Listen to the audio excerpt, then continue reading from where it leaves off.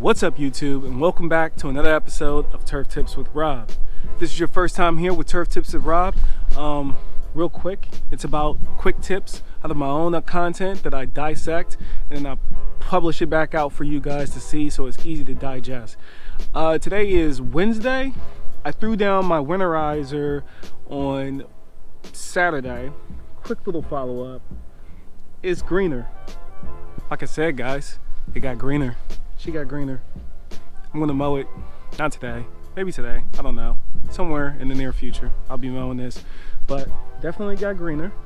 I'll take you over to the Carbonex real quick, but today's episode is going to be about Prodiamine, and how it works, why you should use it, and why it's a very valuable tool to have in your toolbox when we are talking about developing those different plans in the fall and or in the spring. All right, so stay tuned. It'll be real quick.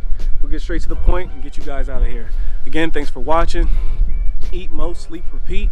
That's the motto. Don't forget it. Don't cheat your lawn, and your lawn won't cheat you.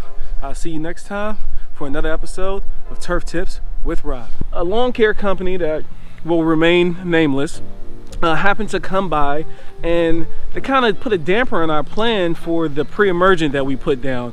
And what I mean by that is we put down Prodiamine at 6 pounds per thousand, staying within that annual rate as we should, as we're supposed to.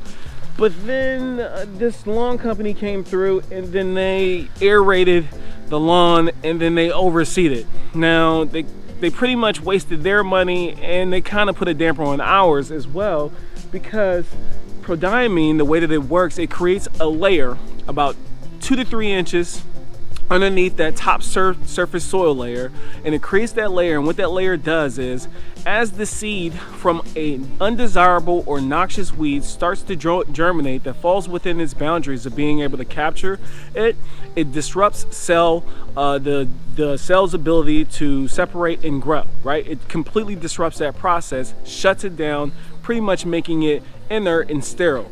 Well, when they punched holes all through this turf, what did they do?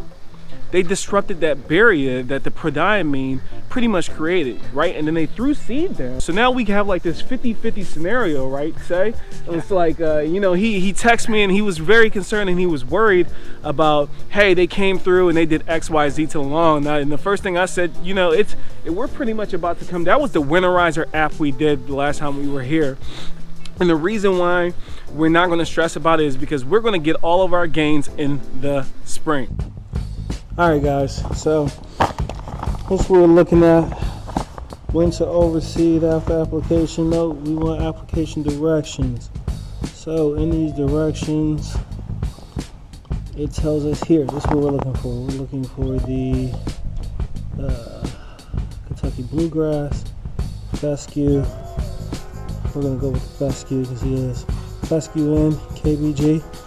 We got 4 pounds per 1,000 square feet. And max 6 pounds. So we're gonna go thick 6 pounds. This is our only application for the whole year.